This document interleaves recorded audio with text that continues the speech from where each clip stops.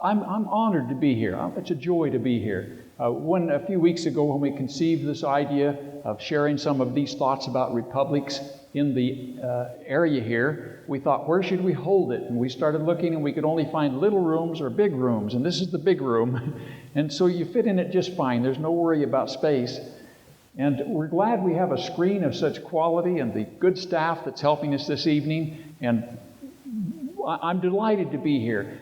People say, I don't charge anything and I don't sell anything. I do have a book table out there with a lot of books on it. I don't bring any junk. If you look the book table over carefully, you'll see that there's quality material. The 5,000-Year Leap is our mainstay. I was in there in the research on that book many years ago, and I'll tell more about that tomorrow morning when we talk about natural law. That's the first principle of liberty in the 5,000-Year Leap. So the book table is what I say is a donation table. If you want a book and you don't have any money, I honestly will give you one as a gift. Just take a book if you don't have money. Some people don't. Some people are in debt. Don't raise your hands, but anybody in here in debt?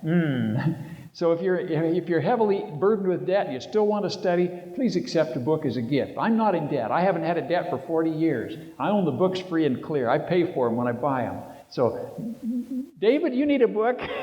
You get one afterwards. I love David Dunkley. He dumped piles and piles of asphalt in my driveway when I needed a road base. And he's here tonight. Thank you, David.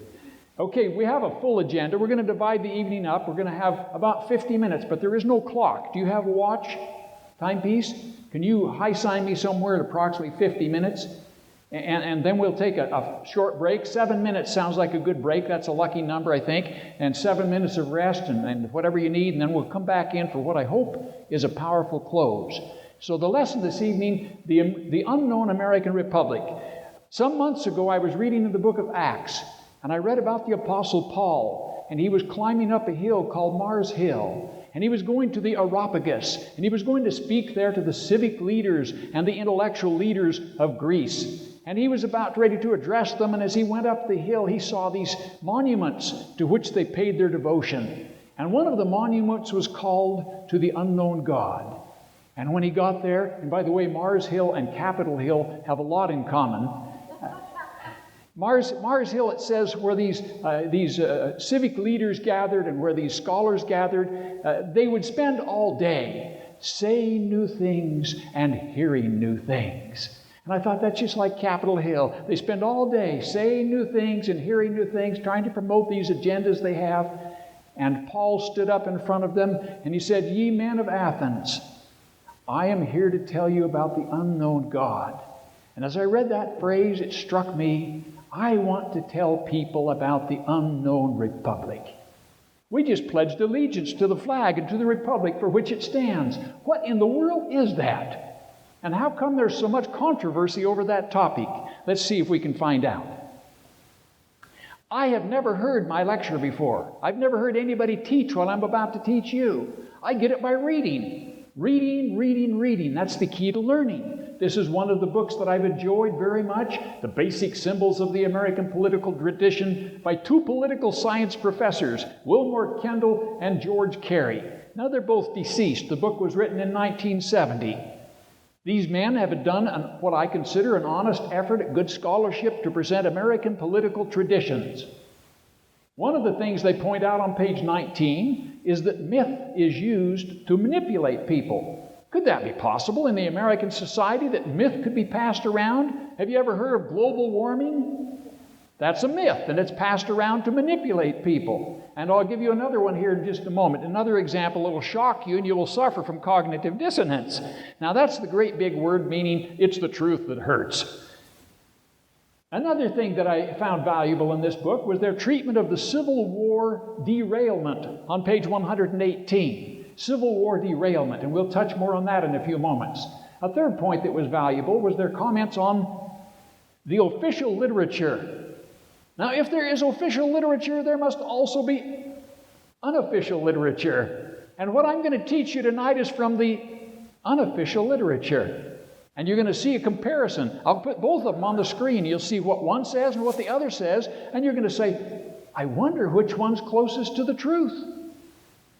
Myths used to manipulate. There is a myth of American democracy. And we're going to give you the evidence and the details about this right now. This is from the research of Stephen Pratt. I submit for your consideration that we are being manipulated by a myth, American democracy.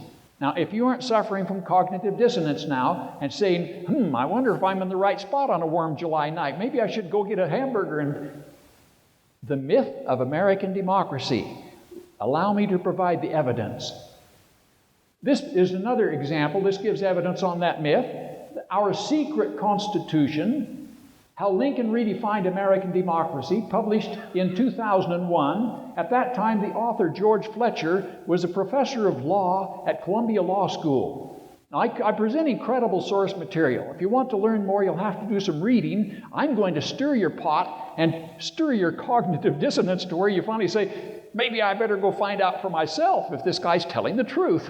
Not George Fletcher, but Stephen Pratt. I think George Fletcher did a fine job. He presented Our Secret Constitution, How Lincoln Redefined American Democracy. This is an example in his book. His whole book is on the theme of the Civil War. And he's doing what they called in the previous book from Kendall and Carey, speaking about Civil War derailment. This is a one-sentence book report. Now, you've all had to write a book report when you were in high school or college or some other level of learning. This is a one-sentence book report to get it on the screen quickly. The American Republic was changed from a voluntary republic of republics to an involuntary, indivisible new nation of representative democracy. Now, that's a one-sentence book report of a fine scholarly treatise called Our Secret Constitution, How Lincoln Redefined American Democracy. Now, the scholar that wrote the book is very pleased with what happens. He praises the administration in that time period and says it's wonderful that they were able to cast aside the old outdated republic and replace it with American democracy. That's what he claims happened during that time period. Here's another book that I found valuable, Wilson's War. How Woodrow Wilson's great blunder led to Hitler, Lenin, Stalin, and World War II by Jim Powell. Jim Powell is another credible scholar, well-recognized scholar across the country. This is Woodrow Wilson, by the way, if you can't see the face up there. Woodrow Wilson, clear back in the early teens, about 100 years ago, he was so intent on getting America into a war that he hired a professional propaganda specialist named George Creel. And George Creel hired 75,000 additional propaganda specialists called, who knows what they were called? The 4-Minute Men. Yeah, you can look that up, Google it up, the 4-Minute Man, George Creel, and you'll find the story and read it yourself. Well, the 4-Minute Men's assignment was to go all across the country, any audience they could get. The Kiwanis luncheon or the movie theater at night, whenever you could get it 4 minutes. I just want 4 minutes. And they would put out some propaganda lies that would convince the American people that they wanted to go to a European war and have their sons killed. Well, what's his famous statement? What was he going to make the world safe for? Democracy. This is the famous statement coming from Woodrow Wilson. The world must be made safe for democracy. Well, now let's jump ahead to July 2010. That's pretty current. That's like, today. We're all around the world. We have troops in 130 countries. And how many troops and what are they doing? Why are hundreds of thousands of our troops stationed in some 130 countries around the world in July 2010? Are we still trying to make the world safe for democracy? Now let's think about this. This is the introduction out of why we want to study our original history. True or false? Now read the caption. America, republic, or democracy? This is a true or false question. You have to decide. Many people seem to have a great love affair with democracy. In a democracy, truth, ethics, justice, and law can evolve with the ever-changing whims of the fickle majority. Democracy is the enemy of liberty. Now, that's one person's opinion. True or false? Oh, you don't want to commit yourselves, do you? I wonder if that could be true. Is that possible? Democracy is the enemy of liberty? America, republic or democracy? This is from William P. Meyer's website. True or false? George Washington and Company wrote anti-democratic provisions into the U.S. Constitution. True or false? Actually, it's very true. Why? Because we didn't write a plan for a democracy. What was our plan written to do? Establish what? A republic. And so certainly he wrote in anti-democratic provisions because they weren't creating a democracy. True or false? Just consider this one statement from the local school district. Our current government is best symbolized as a representative democracy. True or false? Our current government is best symbolized as a representative democracy. I would definitely say that's true. That's my opinion. And here's why. Nobody doubts that this man is the leader of our current government. Our current government is a representative democracy. We cast aside the republic many, many, many years ago.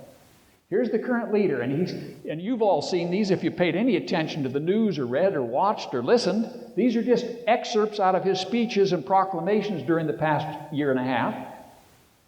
The U.S. government will resume its role in globally funding abortions. Double taxes by the year 2018. The Supreme Court judges are living constitutionists. What they say is what the Constitution means. The U.S. is no longer a Christian nation. June 2009 is Lesbian, Gay, Bisexual, and Transgender Pride Month. Double the national debt by 2019 to more than $23 trillion.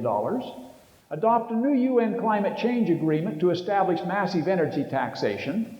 Transform the International Monetary Fund into a global Federal Reserve System. Create a powerful United Nations Army. Implement a compulsory national health care program. Does any of this sound familiar? He said all these things in the past year and a half. If any of these notions become popular among our representatives in our representative democracy, they will be passed into law. In a representative democracy, if we truly live in a representative democracy, then the whim of the fickle majority of representatives can pass any of these notions into law. And as Professor Elena Kagan declared, our law is the foundation of our democracy. Are you following me? We live in a representative democracy, not in a republic. We cast that aside a long time ago. It was derailment that took place. We're talking about history this evening. What is history? Well, one good place to go is the dictionary. I looked in my dictionary, and this is the first definition. An account of what has happened. Okay. The next definition, the story accepted by the public. Yeah, that's history. The story accepted by the public. A third definition, it comes from a history professor. It's not in my dictionary. This is the history professor writing a book about history. He says history is evidence accompanied by reason and debate. History is evidence. You see, you can't study the past. The past is gone. All you can study is the evidence of the past. And if there's no evidence, you won't get much clue as to what happened. And so we hear in my family, are you keeping your journal up to date? Or whatever the evidence is that I had a life. My father kept journals. He wrote 41 journals during his old life. And in many of these entries, and it was really thought-provoking to me, many of these entries, he would say, one simple little phrase, hauled manure today. Yeah, day after day, hauled manure today. That says something about my dad. That meant every day he went out with a pitchfork, he forked it through the barn window onto a wagon, he pulled it to the field and forked it off again. My dad was a wonderful man. You'll see more about him on next Saturday as we present some of his thoughts in one of the lessons. He was a great contributor to my understanding of life. Oh, don't put that one up yet. Professor Ralph Ryko, he asked his students, this is in college, what is history? And one of the students chimed up, it's just one damn thing after another. That's history. And maybe it's all of the above. Tonight we're going to deal with history as evidence accompanied by reason, and then you'll have to debate it on the way home tonight. We won't have time to debate here. This is evidence. I will present irrefutable evidence. This is not a phony fake. It's the original manual of citizenship training, which I held in my own hands, and I read the entire document. Well, so what, Mr. Pratt? So what? I'm giving you evidence of what the Army was teaching the soldiers in 1927. In 1927, we read on page 92, the government of the United States is not a democracy, but a republic. And then they elaborate, and on page 102 they explain, what are the principal characteristics of a democracy? Demagogism, license, impulse, agitation, discontent, anarchy, chaos, and socialism. Now, this is evidence that the Army was teaching soldiers in 1927 so that when they went out to battle, they'd know what they were fighting for. Were they fighting for a democracy or a republic? In 1927, they were fighting for a republic because it says clearly America is not a democracy but a republic. However, this is evidence. This is the Army Training Manual of 1952. They called it the Soldier's Guide. It would teach him about his country so that he would know what he's fighting for. On page 69 we read, because the United States is a democracy, the majority of the people decide how our government will be organized and run. The people do this by electing representatives, and these men and women then carry out the wishes of the people. That's exactly what we're doing today. That's called representative democracy. The wishes of the people. Do you want more handouts? Do you want more of this program or that program? Do you want more health care? Just tell us what you want and we'll carry out your wishes. It has nothing to do with enumerated powers of Republican government. Now, if you got those two images, the Army Training Manual of 1927 is absolutely opposite to the Army Training Manual of 1952. That's evidence. Oh, but that's not all. I can't show you all the evidence in one night, but I can give you enough about the evidence that you can get stirred up and say, I better go find out. This we will call, from William Kendall and George Carey's book, The American Tradition, we will call it the official literature. The official literature is written by the court historians. These are the approved historians that write for the state of California. Oh, why do I say that? Because California just had an effort, I don't know if it passed, but one of their representatives put forth a bill to be taken into Congress in California to see if they could refute and not accept any Texas history books in California. Because U.S. history in California is different than U.S. history in Texas. Have you followed that on the news? Well, this is absolutely, I don't know what it is. It's crazy. Down in Texas, they recognized that some of the things they had been teaching as history were false. Particularly, they identified how they had been treating Joseph McCarthy was wrong. He wasn't a villain. He was a hero. How they had been treating the United Nations as a peace-loving people was wrong. They aren't. And how they were treating other things were wrong. And so the Texas State School Board passed resolutions and bills, or whatever they do at the state level, to change the history books. Oh, it was then that California said, we don't want any Texas history books in our school. Interesting, huh?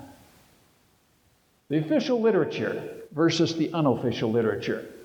This is more evidence. This is a letter written in March the 2nd, 1938, from the War Department. It seems that a librarian had asked or requested a copy of the 1927 training manual to be put in the library. Now, that was a worthy thing to have in the library. And the War Department response was, in reply to your letter, the manual of 1927 is obsolete. Obsolete? This manual is obsolete. The government of the United States is not a democracy, but a republic. Is obsolete. According to the Department of Defense in 1938. I'm showing you what's called evidence. That's the original letter. It's in the possession of David Miller. He owns the other two manuals. They're readily available. You can go to the BYU Rare Books Library and order them in. You can read them for yourself. What is the most destructive false educational idea in American political history? What could it be? I'd like to have everybody write it down on a piece of paper and turn it in. That'd be interesting. What's the biggest scam? Politically scammed.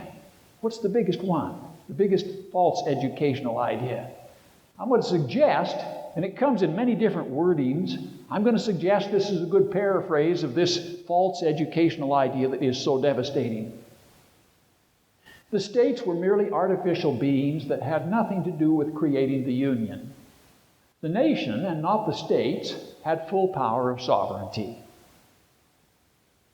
Well, that's the official literature. Who believed that? Where did that come from? Well, Alexander Hamilton believed it. Yeah. And Nathan Dane, the author of the Northwest Ordinance of 1787, believed it. And so did Joseph Story, the great justice of the High Court that wrote commentaries on the Constitution. He believed it. And so did Daniel Webster, the great God Webster, the great orator, the great senator, the great Secretary of State. He believed it. And so did John Marshall, the first great famous Chief Justice of the High Court. Not the first justice, but the first really famous one. And guess who else believed it? Yeah. These and many more prominent men promoted this false educational idea from the very beginning, starting with Alexander Hamilton. This is the official literature. Well, let's go to a more modern source right here. David Adler, professor of political science at Idaho State University, believes it. I gave this lecture not too many months back in February of 2009 in Idaho Falls at the university. And a few days later, this rebuttal comes out in the newspaper, and Professor Adler says, the states were creatures of the Constitution, and in the blink of a legal eye, were recreated by the ratification of the newly minted Constitution. The Constitution created the states. That's the official literature. What Professor Adler seems to be saying is that upon ratification of the newly minted Constitution, in the blink of a legal eye, each state was instantly transformed into an administrative agency of the new supremely powerful central government. So the states turned into administrative agencies of a powerful central government. That's the official literature. Here's how Abraham Lincoln presented it in his message to Congress on July the 4th, 1861. No one of our states except Texas ever was a sovereignty. And even Texas gave up the character on coming into the Union. The Union is older than any of the states. And in fact, it created them as states.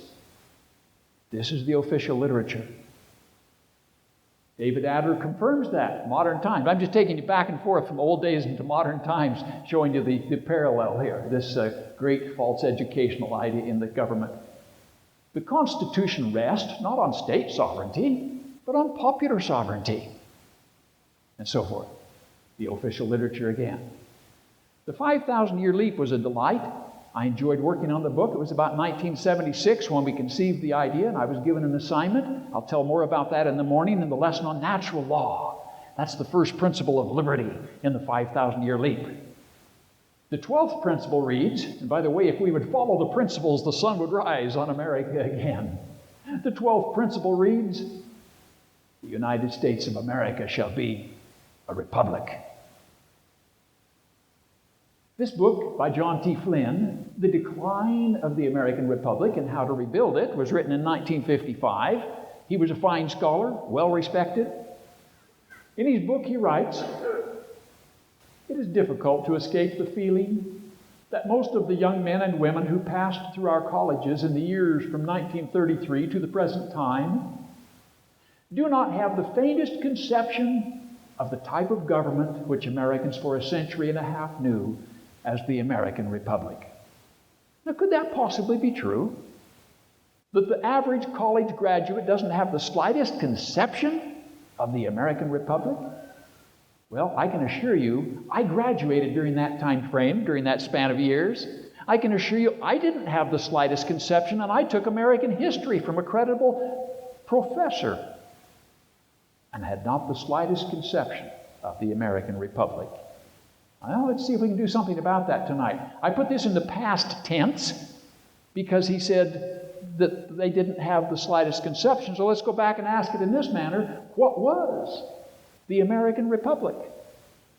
The Unknown American Republic, a review of the evidence of the original Union of States. Where does the story begin? Where does the story of America begin? I submit for your consideration that the story of America begins in a cradle about 2,000 years ago. For unto you is born this day in the city of David a Savior, which is Christ the Lord. Objection! Objection! You can't start the story of America there. That's a violation of the separation of church and state. Do you hear anything like that? This is the official literature. We can't tell the story of America with a God figure in it.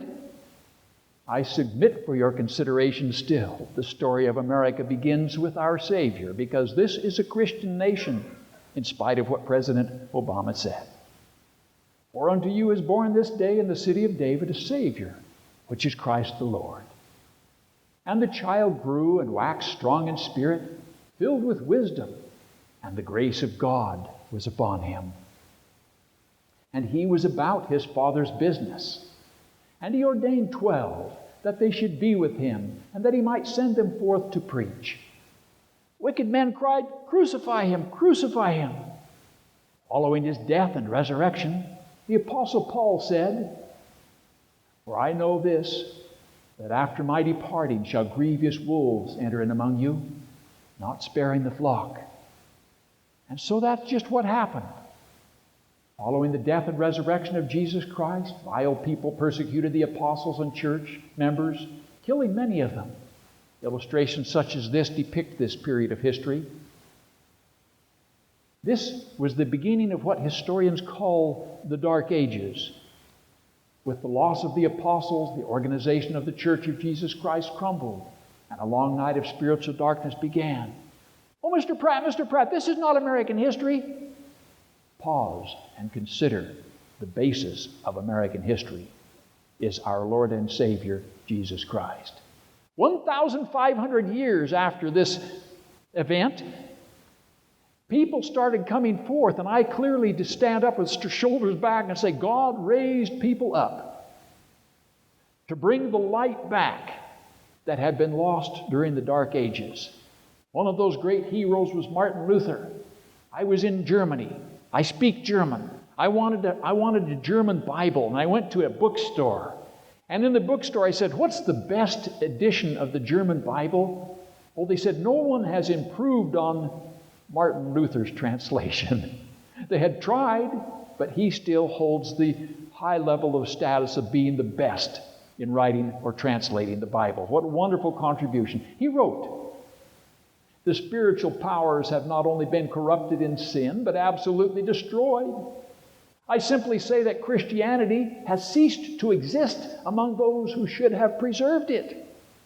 Many other reformers echoed the same sentiments. One of those was named John Wesley. Wesley said, the Christians had no more of the Spirit of Christ than the other heathens. Now, this was the condition about 1,500 years after Christ. Many great people came forth. Here was another great one from that time period, William Tyndale. What a wonderful contribution he made. He believed that the people of England deserved to read the Bible in their own language. He spent his life and gave his life to translate the Bible into English and see that it was published and made available. Only a few months ago, I was privileged to go to an exhibit in Idaho Falls. The exhibit was called Ink and Blood. The ink was the ink used to print the Bible, and the blood was the blood of the men who died seeing that it came into print in the English language. This was on exhibit. This is an original 1536 edition, 1 year before Tyndale was executed. This Bible was distributed. Well, Tyndale, like Christ, was betrayed by one of his friends, or a so-called friend. They took him into confinement. They held him in prison in brutal conditions for 500 days. Then they lashed him to a stake, strangled him to death, and then burned his remains. This is what they did to Tyndale. And what was his crime? He translated the Bible into English and made it available to the common man. This is a picture showing what they did with Tyndale's Bibles in England. They gathered them and burned them. What's this got to do with America? Everything. These people that were being mauled and maimed and murdered and persecuted fled. Where did they come? Well, they went to Holland and other places, but eventually they got on boats and they started coming to America. These are called our forefathers, our forebears. These are the people that started settling along the eastern seacoast. Send these, the homeless tempest-tossed, to me. I lift my lamp beside the golden door. The beautiful poetry on the bottom of the Statue of Liberty. They started settling along the James River in 1607.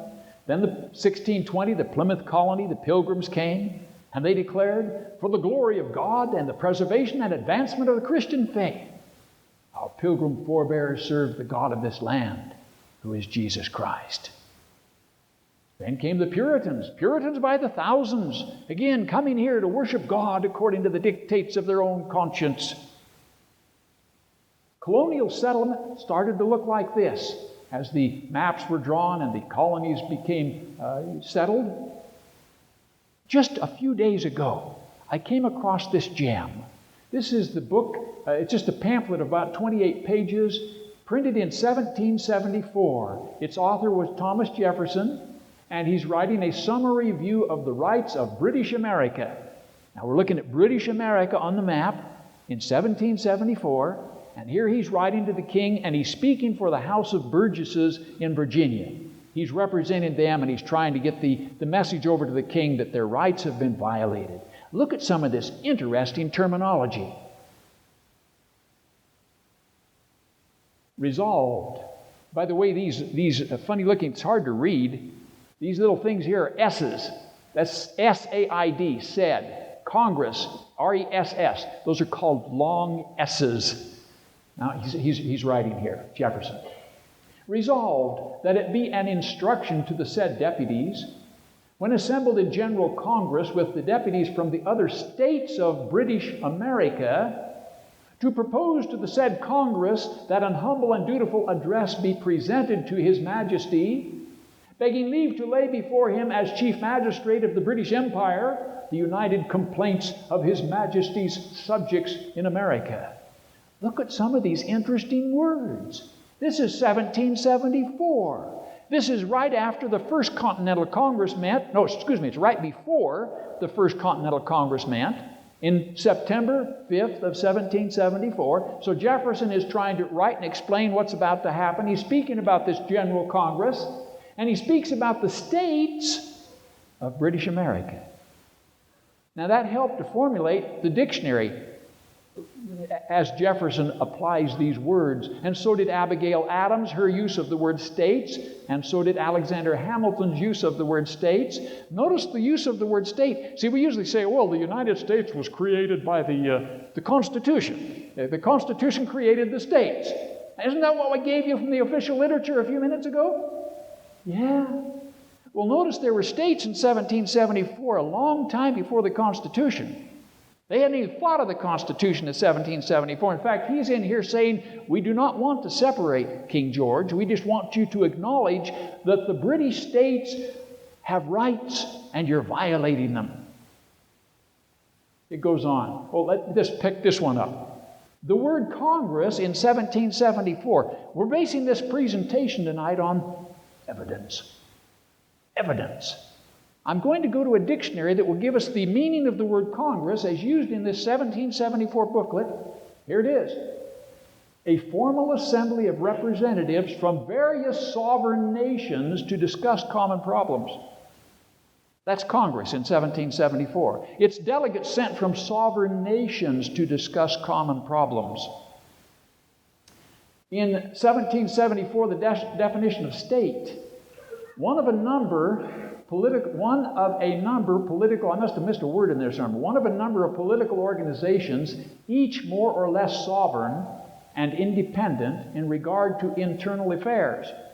Oh, you mean to say that in 1774, 2 years before the Declaration of Independence, the word state was used repeatedly, and it meant a political organization which was at that time more or less sovereign. That means they had a lot of leeway in establishing the rules by which they would be governed. In fact, they wrote the rules. And King George's responsibility, he points out in this pamphlet, was to protect their rights, protect the rules that they had written, and that the legislature of England had no say at all in what they were doing in making their law. That all happened in 1774. Our ancestors, before their emigration to America, possessed a right which nature has given to all men, of departing from the country in which chance, not choice, has placed them, and of their establishing new societies under such laws and regulations as to them shall seem most likely to promote public happiness. That's why they came to America. British America in 1775. You know, if I get so excited sometimes that I haven't got consideration for your well-being. You need to stand up. Come on, stand up. You can do it. I know you can. If you can't, nudge the person beside you and get them up on their feet. We need keen and alert minds to grasp what's going on here. This material is new to most people. They've heard of the colonies, but they haven't ever got the conception of what happened then and why we should defend the position that we are a republic and not a representative democracy. The British America in 1775, as diagrammed here, looks like this. Now, these are separated, distinct colonies. Each one has been separated from the other. I know they're separate because I separated them. I used an X-Acto knife and I cut them apart. The reason is I want you to see that they were distinct entities. It wasn't one great geographical whole that created the states by writing a constitution. It wasn't a union already in existence that created the states. That's all part of the official literature babble.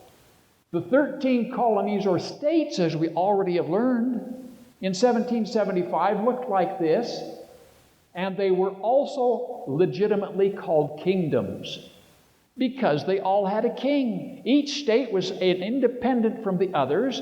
They all had a king, and he was to be their protector. It's not uncommon. When King James was the king, he was the king over Ireland, Scotland, and England all at the same time, 3 countries. Why not be the king over those 3 countries plus 13 more? So you're king over 16 countries. So your job is to protect. Here's an example. Let's go, and each colony has its own independent story. Let's take the example of Maryland. Maryland was going to be settled by George Calvert.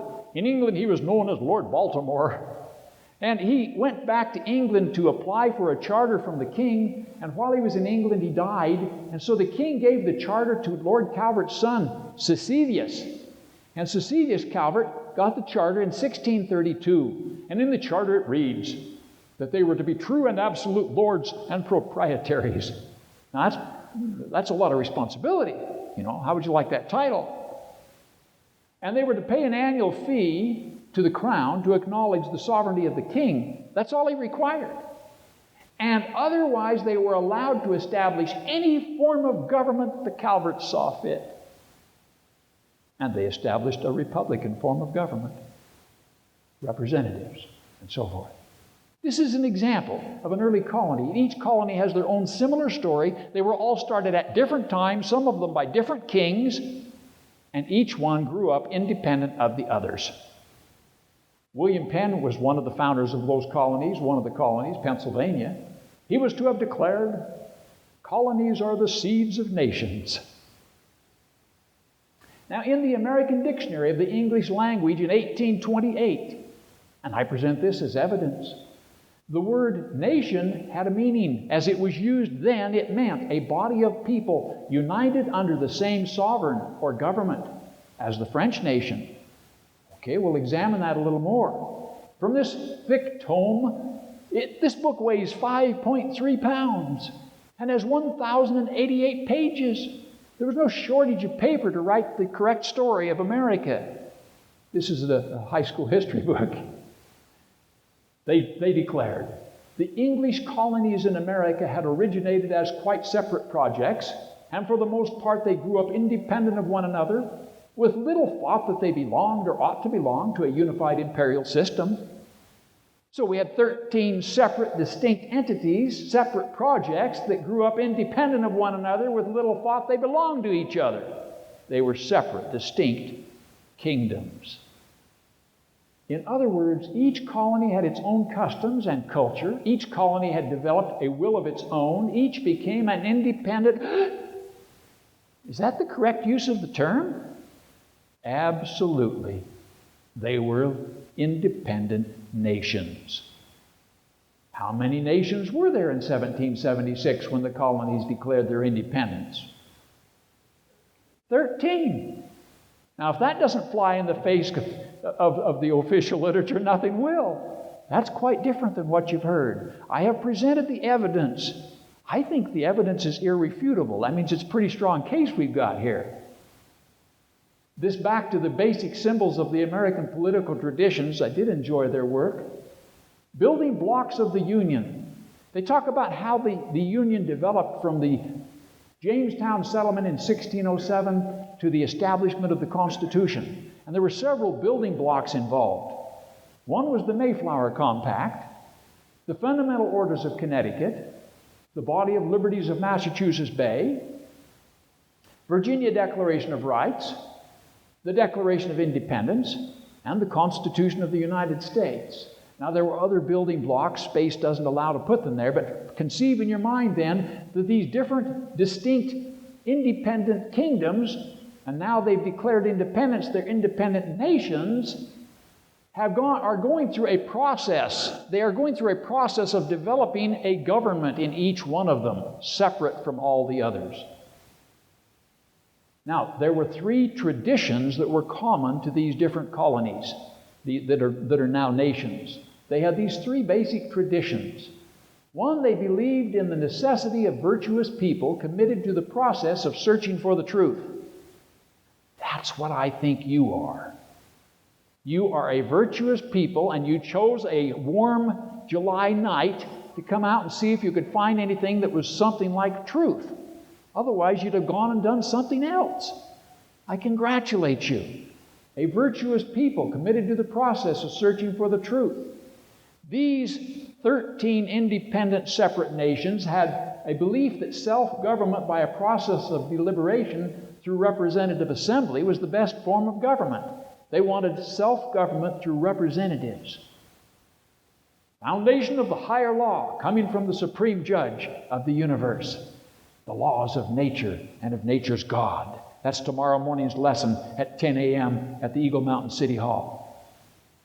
By this time, each of the 13 new nations had formed a republican government. The will of the sovereign people was expressed and enacted through their representatives. Each state retained its freedom, sovereignty, and independence. In 1774, the definition of Congress, we're going to review three definitions here. A formal assembly of representatives from various sovereign nations to discuss common problems. The First Continental Congress, these representatives from these sovereign nations, and by the way, only 12 of the nations sent representatives to the First Continental Congress. They were simply a coordinating mechanism, and they met September the 5th, 1774. The delegates from the 13 nations associated to mutually declare their independence. The action of the Second Continental Congress, a coordinating agency, and this famous drawing is to represent July the 4th, 1776. 1828 and 1844 Noah Webster dictionaries changed the meaning of the word Congress. Now, that's what dictionaries are supposed to do. They're supposed to show you what words mean when they were used. So if you want to understand the Constitution, you need to understand how the words were used in the day it was written. Here's the word Congress in 1828. Now notice we jumped a few years ahead from 1874, and now the Constitution is written, it's in place, it's been accepted. The Assembly of Senators and Representatives of the several states of North America, according to the present Constitution or political compact, pick up on these key words. They are states and they have a political compact with each other by which they are united in a federal republic. Pick up on the key words. States, political compact, federal republic. The Civil War caused a derailment. We're going to quote from this book right now, Our Secret Constitution. It says, the Civil War called forth a new constitutional order. The principles of this new legal regime are so radically different from our original Constitution, drafted in 1787, that they deserve to be recognized as a second American Constitution. And the author, George Fletcher, professor of law at Columbia Law School, he says we better not let this be too widely known. Because if all the American people realize we're not following the original Constitution anymore, they might revolt. Hence, he titles his book, Our Secret Constitution, because it's the secret one that he claims we're following. Professor of law at Columbia Law School. Isn't that an interesting thought? He may be right. In 1864, the definition of Congress.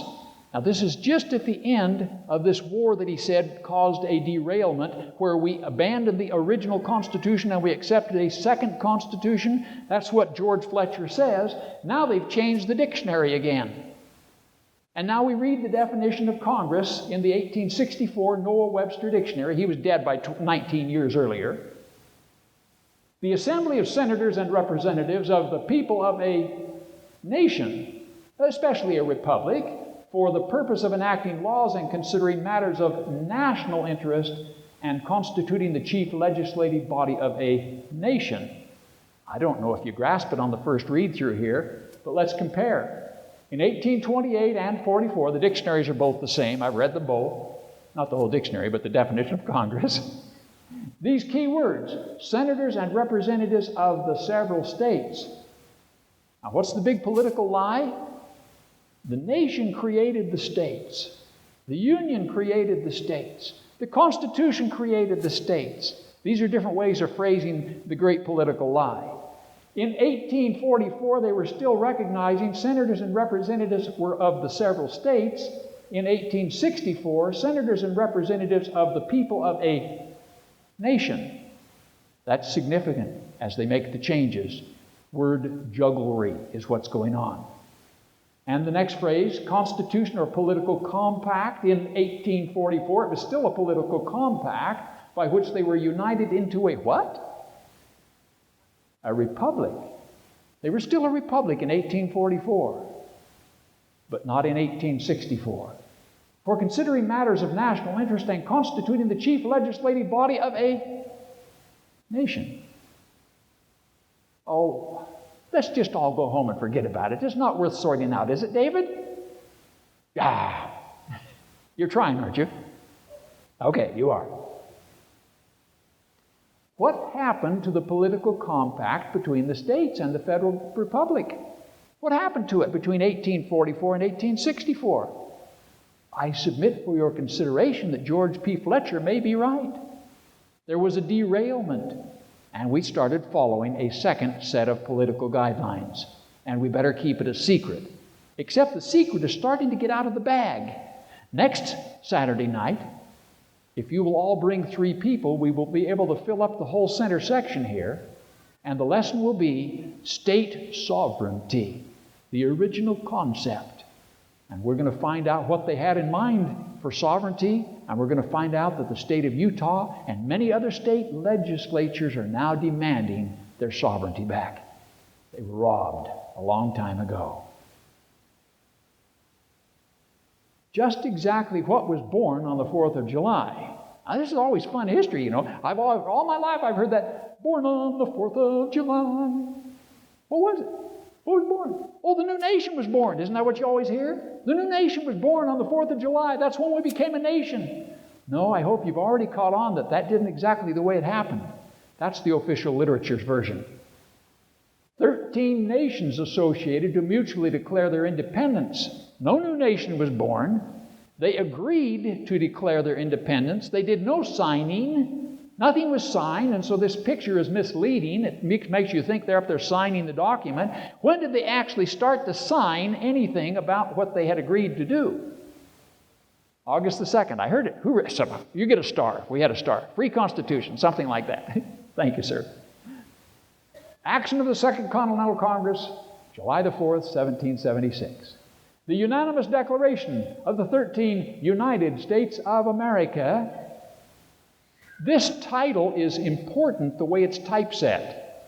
I just received my business is an interesting business. We make old-fashioned things, and one of my best customers is the federal government. And we just sold them a printing press to print the Constitution. Yes, in the government printing office, they're using a printing press made by my son and I in our shop. It just happens to be the government printing office just around the corner from Independence Hall in Philadelphia. It's a beautiful machine, great big wooden contraption like Benjamin Franklin would have used. And they just sent me from our printing press the Declaration of Independence. And the title is incorrectly typeset. I'm going to have to write him a letter and correct him.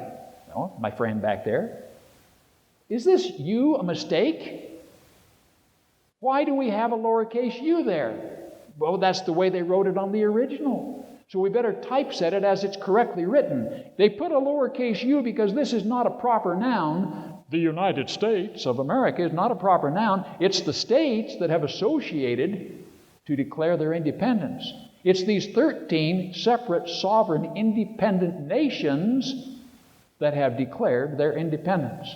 And that's why they used a lowercase u to describe that situation. The American Dictionary of the English Language, 1828, nation, a body of people united under the same sovereign or government as the French nation. Were these 13 states united under the same sovereign or government? I see some real careful head shaking this way. That's the correct answer. No, they were not united under the same sovereign or government. They were each independent, free, sovereign states. Massachusetts, for example, I'm just going to give you 2 examples showing how they all were separate from the others. Massachusetts state constitution. They all wrote their own constitutions. Did you know that Virginia declared independence even before the July 4th date? They declared their independence and wrote their own plan of government. They were completely independent, a free, sovereign nation, state, country. Massachusetts state constitution reads, the people of this Commonwealth have an incontestable, unalienable right to institute government and to totally change the same when their safety and happiness require it. Did Massachusetts have to go to some other state and ask permission to change the government? No. Pennsylvania. All power is inherent in the people, and all free governments are founded on their authority and instituted for their peace, safety, and happiness. The community hath an indubitable, inalienable, and indefeasible right to reform, alter, or abolish governments in such a manner as they shall be by that community judged most conducive to the public weal. Does Pennsylvania have to ask permission from any other state before they change their plan? Do they have to ask permission from some central Congress before they change their plan? No, they are free, sovereign, and independent. All officers of the government are their trustees and servants, and at all times accountable to them. Through the Constitution and the Declaration of Independence, we find evidence confirming this. We won't take the time to show you specifically.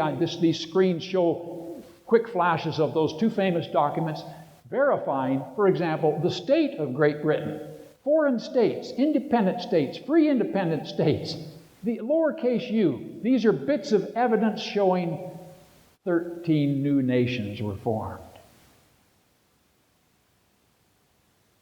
These are just examples of what I just said. We're going to take a break now, and then we're going to answer the question, why did they call themselves states? Now's the time for that break we talked about. 7 lucky minutes is what you'll get, and then we're going to crank right back up again. Thanks. Okay, why did they call themselves states? The American Dictionary of the English Language. Now, what we call this lecture this evening is a lecture based on evidence. The dictionary of the time period is evidence. The credible source is Noah Webster. And Noah Webster is considered one of the founding fathers and a great contributor by his dictionary and his blueback speller. Noah Webster declared in that time period, 1828, the word state meant, notice this is the 5th definition. If you go to the Oxford English Dictionary, it gives you the word history, and there are 6 pages on the word state. And that's fine print with no pictures. 6 pages of definitions. And definition 30C is the definition we gave you, the meaning of the word state in 1774. Evidence. State, the whole body of people, united under one government. Usually the word signifies a political body governed by representatives. a commonwealth. So the state and the word commonwealth can be used interchangeably. I noticed Rand Paul in his campaign in Kentucky referred to the Commonwealth of Kentucky. That's a totally acceptable use of the term. Political body governed by representatives is the key phrase here. Now, what's a republic? A commonwealth. Oh, now just a moment. State could also be substituted with the word commonwealth, and so can republic. So we have republic, state, commonwealth can be used interchangeably. A state in which the exercise of the sovereign power is lodged in representatives elected by the people. The Continental Congress, a coordinating mechanism, created the Articles of Confederation in 1777. Did the Articles of Confederation have life? Were they applicable in 1777? Just because Congress passed them, did that give them life? That's the question. They had no life until ratified by each sovereign state, and that took several years to accomplish that. The front page of the Articles of Confederation reads, Articles of Confederation and Perpetual Union between the states of, and then it names each of those sovereign independent states separately. And then it declares each state retains its sovereignty, freedom, and independence. Just because they formed a confederation doesn't mean they gave any sovereignty up. They delegated, we see the key word down here, they delegated powers to the central authority. All powers herein granted shall be delegated or vested powers, our Constitution reads. Delegated versus ceded. Cede means to yield, to surrender, to give up, to grant. Cede is a permanent giving away. Delegate, on the other hand, is to entrust, to deliver to another's care and exercise. Delegated means you can withdraw or bring the powers back. In the Second Treaty of Paris of 1783, I submit this as further evidence that these states were free, sovereign, and independent. The said United States, he then names each state individually, are free, sovereign, and independent states.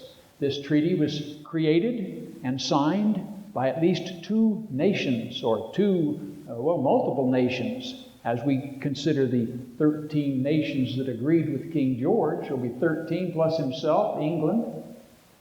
This is a famous painting supposed to illustrate what? The Constitutional Convention, that's what we generally call it. Now I suggest a different terminology. Try 1787, the Convention of States, because that's exactly what it was. The states, these free, sovereign, independent states, were invited to send delegates. Were any of the states coerced into sending delegates? Was there any force that was legal and lawful to force them to send delegates? Come on, shake your head one way or the other. That's right. No, there was no power on earth that could legally require them to send delegates to this convention. How many states sent delegates? 12. 12 sent delegates, but one of the states, one of the states, it was New York, they sent 3 delegates, and the states chose how many and what kind of delegates they sent. New York sent 3. Alexander Hamilton was one of them. He presented his thoughts. His thoughts were not acceptable to the delegates at the convention. They didn't like his plan. And so basically they said, Alexander, thank you, that was nice, let's go on with the meeting. Alexander Hamilton went home, back to New York, as did the other 2 delegates from New York. Later, Alexander Hamilton came back. The others never did. And so there were only 11 states with enough delegates there to vote as they created this proposal, this idea for a new government. This book is a foundation book for what we're teaching this evening. There are ample copies out there that you can own one. It is not easy reading in the sense it's not for a passive, entertainment. It's thick. There are like 550 pages, and they're 8.5 by 11. There aren't very many pictures. The man does a spectacular job. He's an attorney. He wrote the book. His name is Bernard Sage. I wish we had 10 minutes to tell about him. What a great scholar. He wrote the book as the 100th anniversary book for the Declaration of Independence. He was going to publish it in 1876. And then because the trying times were going on with Reconstruction in the South, He held off until 1878. In 1878, he wrote, "In fine, the states federalized and did not nationalize themselves. The former would necessarily be done by equal sovereigns, while the latter would make them counties or provinces of a nation, remanding them to their British condition. So the states federalized, they did not nationalize, as this evolution of America was taking place. 74 years would pass before the states would be nationalized by violence, coercion, and massive bloodshed." And he covers that history in that big, thick book. Now, this false educational idea is the one I had on the screen earlier. Let's review it again. What we're trying to do tonight is show evidence, sufficient evidence, that you don't fall into the category of people who say, "Oh, this is wonderful, this is the truth." Well, it's not true. It's a false educational idea. I remember an old guru a long time ago, a wise old guru, he said, "Beware of three things." There were three things that would destroy an individual or destroy a nation. What were those three things? Beware of the flattery of prominent men. Beware of false educational ideas. And beware of sexual impurity. Because the first two lead to the third. The states were merely artificial beings that had nothing to do with creating the Union. The nation and not the states had full power of sovereignty.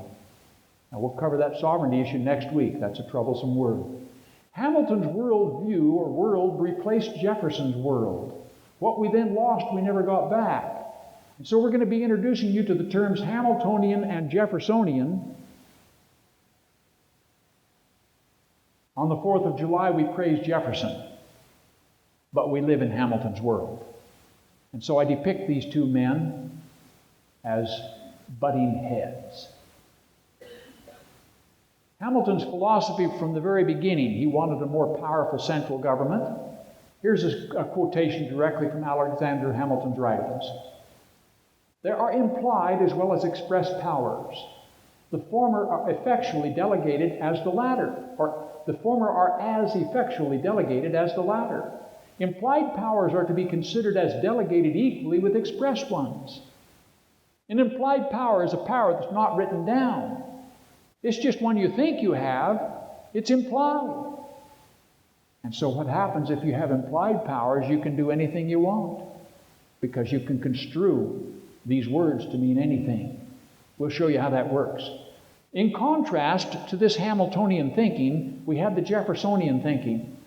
Our peculiar security is in the possession of a written constitution. Let us not make it a blank paper by construction." Now, these are the two contending viewpoints from the very beginning. Our written constitution is a legally binding contract. Now, this is strictly out of the unofficial literature. The official literature denounces this. Contract between two families to lease a house. I'm going to give you an example of a simple contract. You can go to the office supply store and buy a pad of these contracts. This is from a pad my mother and father bought when they used to lease houses out in Provo. And they would like to have a written agreement with the person coming to live in their home so that they both understood each other, what the terms of the contract were. Let's take a look at the contract and see what the elements are that make a simple contract. We have the preamble to this contract. Does a contract have to have a preamble? No, but this one has a preamble. The preamble reads, "This is a legally binding contract. If not understood, seek competent advice." Now, I like that preamble. That's very nice. Now, it has the parties to the contract. In this case, it's two families. It has an agreement, what those families agree to. It has a date, followed by the signatures. And in this case, these signatures give this contract life. What kind of a contract is this lease agreement? Now, let's think for a moment. What kind of a contract is it?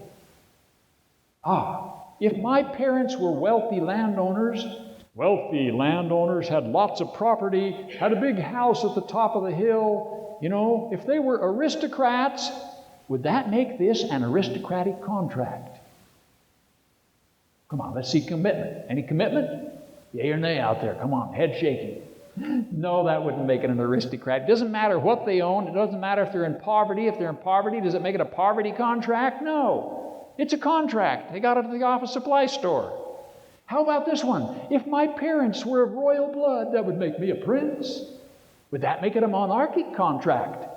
Now, I'm getting to something in just a moment. You're going to see what here. No, that's nonsense. How about this one? Let's say they invited all the children in and they had a secret ballot. Every child got to vote whether or not this contract would be used. Would that make it a democratic contract? No. Okay, none of the above is the correct answer. Let's go back to our contract for a moment. Do you see this right here? This is called the fine print.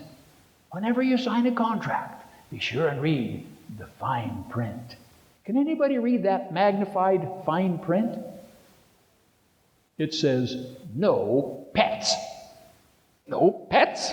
Do any of you own pets? Let's see all the pet owners proudly raise. Oh my goodness. If you signed this contract, could you move in with your pets? No. There's no question about that. It says no pets. It means no pets. No dogs, no cats, no pets. Not even a goldfish. Oh, come now, Mr. Pratt. That isn't what that really means. I mean, let's suppose for a moment, what is the meaning of no pets? A liberal would say, no pets means that no home is complete without pets. Hence, no pets means that all pets are allowed. That's how the liberal would interpret that one. And the conservative would say, no pets means that no pets are allowed without proper licensing and shots, and certainly does not include gerbils, lizards, and snakes. And so they argue back and forth the meaning of no pets. And it goes on and on. How many free veterinary services should be provided for the pets? What kind of prescription drug program should be made available? And don't forget the vital importance of no pet left behind. Which unwanted pets should be aborted? And low interest mortgages for dog houses. How much should we provide for bailout programs when the cat houses come crashing down? And so forth. This is how they debate the Constitution in Washington, D.C. This is how they interpret it back there. You and I know what it means. We can read the English language. We can read the dictionary of the time period. We can figure out the intent. Thomas Jefferson, if he were here today, what would he say no pets means? He would say, let us not make it a blank paper by construction. No pets means no pets. That's the way the Constitution was viewed by Thomas Jefferson and many, many others. The Constitution of the United States is a contract. The Constitution has a preamble. Does it have to have a preamble to make it a legal contract? No. This really makes some people unhappy because they want to use the preamble as if it's the legally binding element of the Constitution. It's not. It's simply a little summary statement of what's contained in the document. It has parties to the contract. They're named individually and then called the states after that. It has an agreement, it has a date, and it has signatures. But in this case, the signatures do not give it life. Why? Because the delegates had no authority to give it life. They were sent there to come up with some ideas and put them on paper. What gives the Constitution life? Now, the Constitution is the contract that spells out in detail, it defines the republic. And that's not all. The Declaration of Independence is the legal basis for the Constitution. And both documents together define the republic. And so when we pledge allegiance to the flag and we say, "And to the republic for which it stands," there are more than 6,000 words defining the republic. Multiple choice question. What kind of a contract is our Constitution? Some people say, well, it was written by aristocrats, and so it's an aristocratic contract. And other people, well, they don't go the monarchical route. Other people say, oh, but it includes some democratic principles. It was a democratic contract.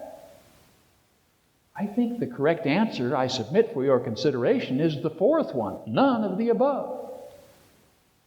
Dennis Farnsworth, professor of political science at Utah Valley University, April 11th, 2010, this is current news. He was interviewed about this problem that's going on where people can't tell the difference between a democracy and a republic, and he had this to say, at least they quoted him in the newspaper as saying this: monarchy, aristocracy, and democracy are each types of republics. Is that true? I would say yes, it is. If you loosely use the word republics as you find a definition in some dictionary, yes, that would be true. A representative form of government could be a monarchy, like a constitutional monarchy, like King George III. They had representatives, lords, and other people who were sent to represent sections of England, could be called a republic. So the first sentence is probably true, but he's certainly not talking about the United States. That's the next sentence. The United States began as an aristocratic republic. During the days of Andrew Jackson, the aristocratic republic transformed itself into a democratic republic, which is what the U.S. remains to this day. Transformed itself? Transformed itself into a democratic republic? Did the meaning of the words of the contract change during the days of Andrew Jackson? Did they? I see one head. There are 3 or 4 now. Don't disconnect. Chiropractor, need a chiropractor back here. No, they didn't change.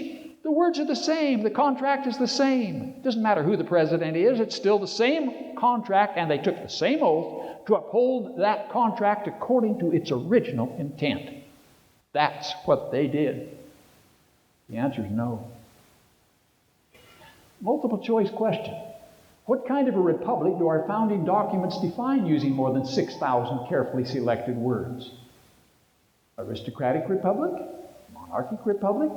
A democratic republic? Or how about the one that we just simply say, and to the republic? And specifically, we are referring to the American Republic defined in the founding documents with more than 6,000 words. That's the republic, not a democratic or a monarchic or an aristocratic. It's the American Republic. In contrast to not the Republic of the USSR, Union of Soviet Socialist Republics. That's not what it is. It's not the People's Republic of China. It's not the banana republics. It's the American Republic. And we simply say, and to the republic. And we mean the republic defined in our Constitution and our Declaration. The American Republic. How the Constitution developed. Deliberation at a convention of states. 12 states sent delegates. 11 participated with voting rights. They came to a verbal agreement. It took 4.5 months. And then they needed someone to write down what they had agreed upon. They had to have it written so we could have a written contract. A written constitution is what Jefferson said was so valuable. Then we don't have to just try to remember. Did it say no pets in there? Just a minute. When I moved in, you agreed. We wrote it down. It's on the contract. Move out or get rid of your pet. You got it, don't you? It's written. The written contract, when applied between states, is called a compact. Now, this is right out of Noah Webster's 1828 dictionary, this line of thinking here. The compact is an agreement between states, and since the compact constitutes our plan of government, it's called the Constitution. Isn't that fun? That's Noah Webster teaching us. That's evidence. We had a compact between states, and it's called the Constitution because it constitutes our plan of government. And so at the end of this long definition, how many of you own an 1828 Webster dictionary? Yeah, that's great. I see about 10 hands out there. I use it all the time. It's great to help understand the time period. And so at the end of his definition of compact, he concludes with this sentence. So the Constitution of the United States is a political contract between the states. Back to the Idaho Falls Post-Register, we're using him to represent the political science profession today. I've read enough of them, I think he's quite representative. What they're teaching as official literature is this: the compact theory was rejected by the framers. Quoting directly from his essay. This is the official literature. Who are the parties to the contract? Well, they're named right here. Page 2 of the little booklet out on the table. That's the Constitution. It's named. Each one's named. And from then on, they're called the states. And I wished if there was going to be a change in the Constitution, we ought to have an amendment to the preamble. We ought to add this. This is a legally binding contract. If not understood, seek competent advice. I love it. To vest, to furnish with, to invest with, as to vest a man with authority, to clothe with office or power. Next week, we're going to bring a box of Ace Hardware vest, and I'm going to move out into the audience, and I'm going to vest some of you with power. And you'll learn and grasp the significance of vested versus ceded power. There is no ceded power in our founding document, anywhere in our founding documents. Enumeration of federal powers. Article 1, this is a direct quote. This is the first sentence of the Constitution. All legislative powers herein granted shall be vested, not ceded. The Congress shall, and then it enumerates specifically what they may and may not do.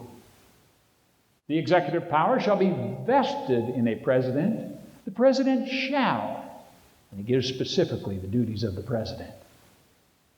The judicial power shall be vested in courts with such exceptions and under such regulations as Congress shall make.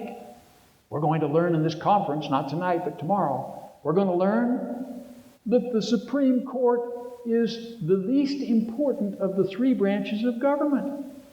And this is one tiny segment of the evidence from the Constitution. What does the court, what power does Congress have? With such exceptions and under such Congress can regulate what the appeals to the court are. That means the Supreme Court is subjected to the whims of Congress. In questions of power, then, that no more be said of confidence in man, but bind him down from mischief by the chains of the Constitution. Bind him down from mischief by the contract. Now, all of you have had a contract, probably. Bought a house, bought a car, bought a motorcycle. What else do you get contracts on? Bought an ATV. Do you do contracts on ATVs? You've had a contract. How would you like to have a living contract and the holder of your contract can change it from time to time at their own whim? Would that work? No. What gives the Constitution its life? In the Declaration we read, deriving their just powers from the consent of the governed. So to get life, the Constitution needs the consent of the governed. It won't have any life until they consent, and if they withdraw their consent, it won't have life for that group either. Let's go through the reasoning on this one. How was the consent of the governed obtained? The subscription clause. The final statement, the last sentence of the Constitution ends in these words: in witness whereof we have hereunto subscribed our names. Now, when you subscribe your name to something, that means you agree, you support, you endorse that which is contained in whatever you've signed. They subscribed their names. 6 of these persons had also subscribed their names to the Declaration of Independence. They agreed to it also. The rest also agreed to it, and it says so in the next line up. And of the independence of the United States of America, the 12th. They subscribed their names to the Declaration. Happened 11 years earlier. They're in the 12th year. They subscribed their names to the Constitution. Do these signatures give the Constitution its life? No. All they did was agree that they thought it was a great idea. Just an opinion that they passed. Now, there's a letter found in the constitutions we print. In convention, on the same day the Constitution was signed, they wrote a letter. And it says in that letter that the preceding Constitution be laid before the United States in Congress assembled, and that it is the opinion of this convention that it should afterwards be submitted to a convention of delegates chosen in each state by the people thereof, under the recommendation of its legislature, for their assent and ratification. These men that signed the Constitution, all they offered was an opinion. And now their opinion, they said, should go first to Congress. That was their opinion. It should go to Congress. And if Congress ratifies it, does that give it its life? No. No, Congress doesn't have the power to give it life. The life will come from the people in the individual states. And the people will call a convention. And the convention will have one sole purpose, and that is to determine whether or not the people of that state will accept and live under the rules of government established in the Constitution. Article 7, the first sentence. The ratification of the conventions of 9 states shall be sufficient for the establishment of this Constitution between the states, so ratifying the same. It was their opinion. They could have used 6, they could have used 12. They chose 9. They suggested 9 states would be enough, they felt, to make a good union of states, a confederation. What about the ones that didn't want to join? Would they then be compelled to join? Would army be sent in? They would shoot and kill and burn their property, compelling them to be part of the union? No, total nonsense. However, after ratification by 9 states, this is a trick question, hang on here. After ratification by 9 states, how many states would be required to maintain the voluntary union of states? Anybody know the answer to that? You can't have a union with just 1. 2. The answer is 2. Now, where do we get that idea? By reading the histories of the time period. For example, the answer is at least 2. Here's an example. This is a law textbook from the year 1825, and again published in 1829, written by William Rawle, professor of constitutional studies. And he just happened to be the man that George Washington invited to be Attorney General for the United States. George Washington held William Rawle in very high respect and used him several times. William Rawle's book clearly explains of the permanence of the Union. I give a 1-sentence chapter review. The Union of States is a voluntary association of the people of 2 or more representative republics. Oh, that's different than what we hear today in the official literature. Was there any power delegated anywhere to coerce states that desired to withdraw their consent to be governed by the association of states? Was there? No. No power of coercion provided anywhere to coerce a state into remaining in a voluntary union. Come, let's reason together. Would it destroy the Constitution if a state withdrew its consent to be governed by the association of states? Let's think about it today. Let's take Texas, for example. Let's say Texas got fed up with the present administration and violations of our rights, and let's say Texas just said, we withdraw our consent. We will just continue life without being a part of this federal program. Would that destroy our Constitution? Oh, you're a really pretty timid audience out there. I see a few brave people barely shaking their head. No, that would not. The answer is no. Let's get on. No. That wouldn't destroy the Constitution. The Constitution is a contract between the states that so consented to follow it. And if a state withdrew its consent, well, man, I'd like to have California pull out. The answer is no. However, the official literature takes a different position. I hope Professor Adler doesn't feel like I'm picking on him. I'd like him to come some night and watch the program. Quote, states possessed no right to secede or revolt. Remember, the states were created by the Union, according to the official literature. The secession thus represented a revolutionary attempt to destroy the Constitution. Now, he's referring to the southern states that tried to withdraw their consent. That would destroy the Constitution, he concludes in the official literature. This is genuine official literature. This man, sometimes he told the truth, sometimes he didn't. I'm quoting him when he told the truth right here. If a league between sovereign powers have no limitation as to the time of duration and contain nothing making it perpetual, it subsists only during the good pleasure of the parties. This is long, it's tedious, it's small print. Bear with me. This is important to understand. This comes from the Kentucky Resolutions of 1798.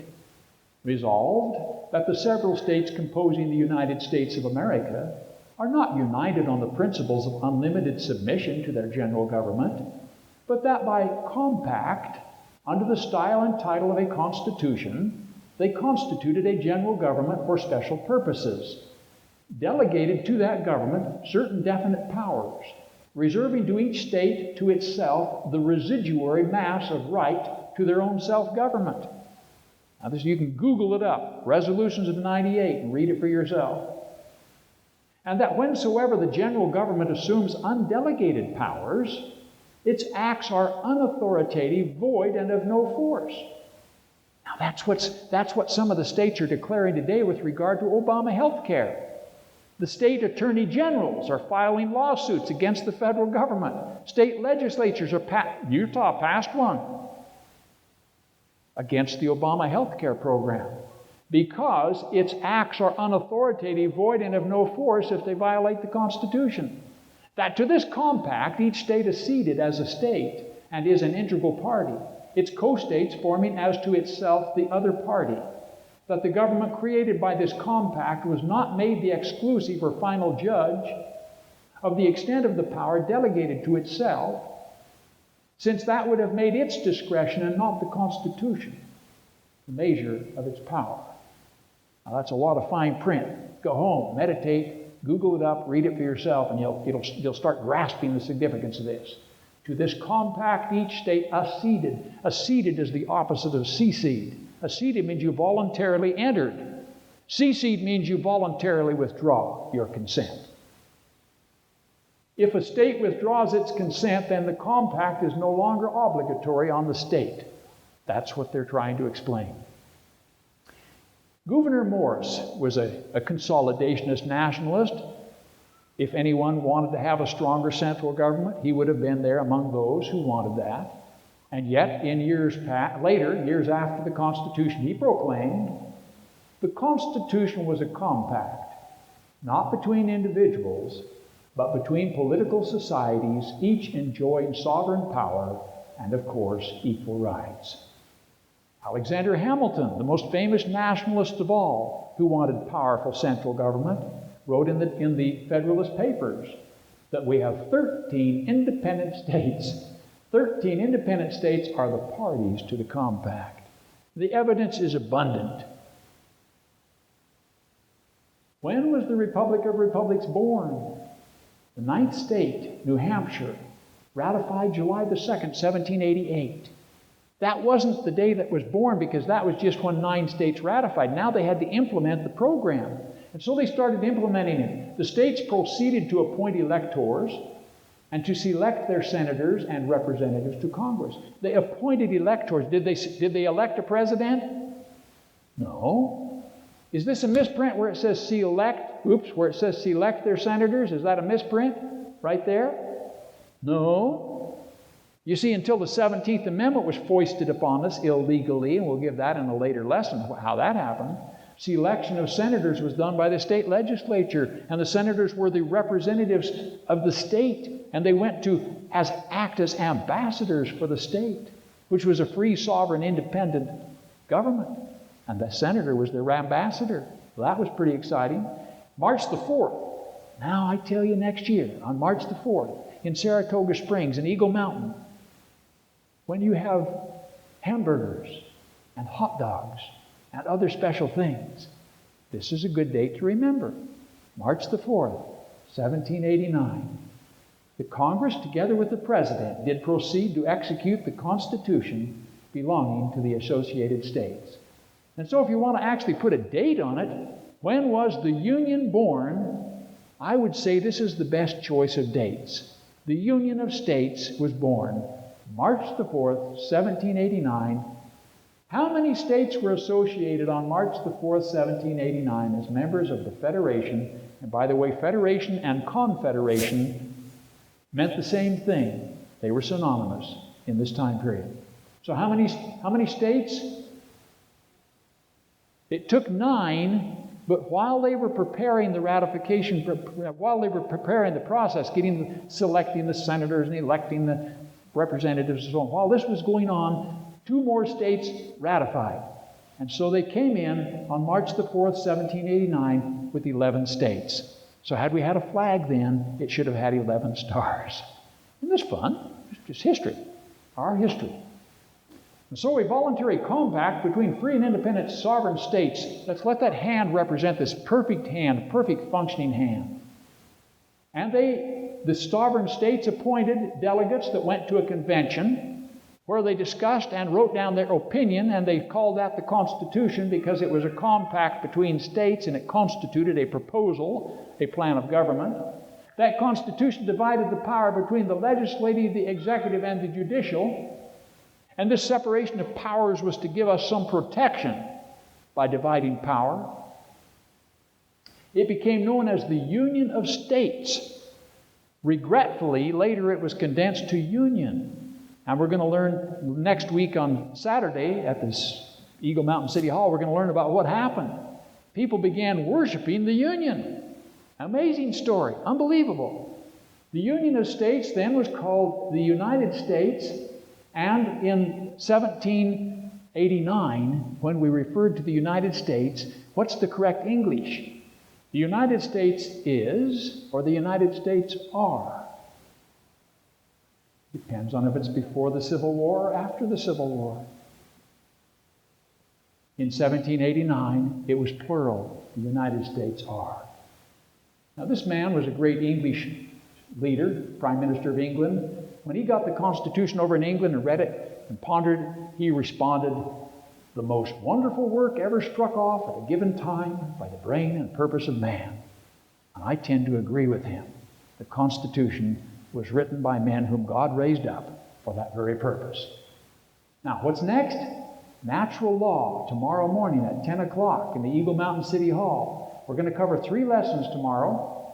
Natural law, the moral basis of a free society, is the first lesson. There are 2 more after that. Original intent. It's good stuff.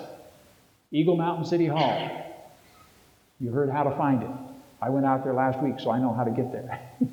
Let's take the next one.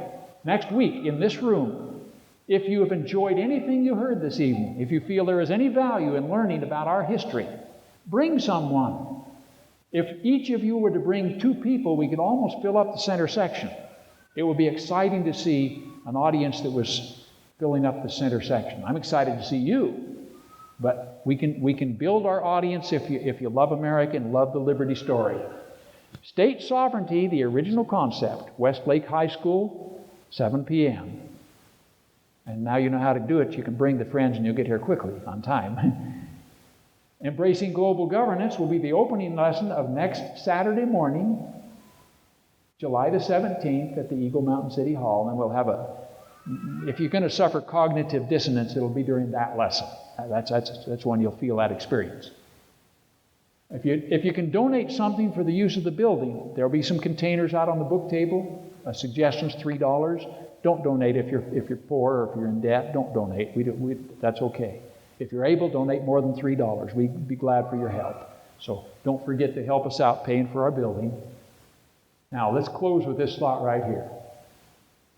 I enjoy this piece of artwork. A friend told me about it. I went down to see it in the art exhibit at the Southtown Mall in Provo. And this is done by John McNaughton. And he has here as the central figure Jesus Christ, the God of the land. And Jesus Christ is holding the Constitution. Now, the people behind the Savior are people of the past. The people on the right-hand side are people that have had some problems. And as I read who they were, like there's a Supreme Court justice here with his hands over his face. He's weeping at the terrible choices that they made in the Supreme Court. We have here a woman who didn't have an abortion. We have a lawyer here counting his money. You can't hardly tell it in this picture right here, but there's Satan right there, the old deluder Satan. He's peeking around the corner. Over here we have us. These are the people meeting here tonight in this high school. That's who this represents. And we're pointing towards and looking towards the Savior and looking towards the perfect law of liberty. The gospel of Jesus Christ is the perfect law of liberty. James tells us that. And our Constitution is a part of the law of liberty. It will provide more liberty than any other plan that has been proposed so far as I can tell, in the history of the world. Any plan for governing people. That's why God raised people up to create it. And so this this picture gives me encouragement and strength. I enjoy it very much. Here's another painting that I enjoy very much. This painting of the Last Supper.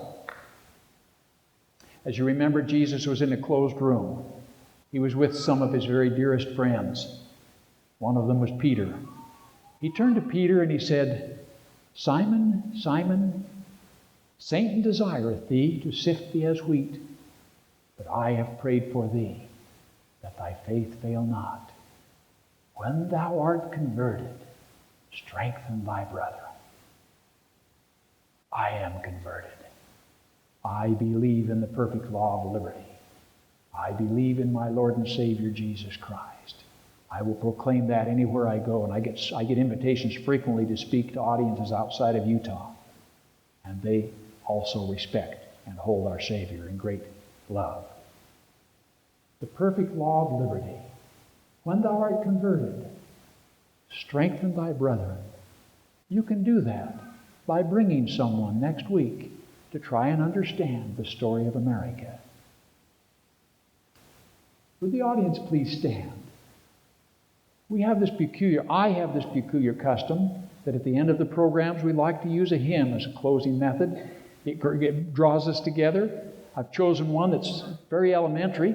See if you can remember this one. Praise God from whom all blessings flow. You remember that one? It's pretty famous. They call it a doxology. Most of us don't know that it has two verses. The second verse, you're praising Jehovah. Shout to Jehovah, all the earth. Serve ye Jehovah with gladness. Before him come with singing mirth. Know that Jehovah, he God is. Would you be kind enough to join me and we'll try and sing these verses? I'm not much of a singer, but I think if God will help us, we can sing it with our hearts. Praise God from whom all blessings flow. Praise him, all creatures here below. Praise him above, ye heavenly host. Praise Father, Son, and Holy Ghost.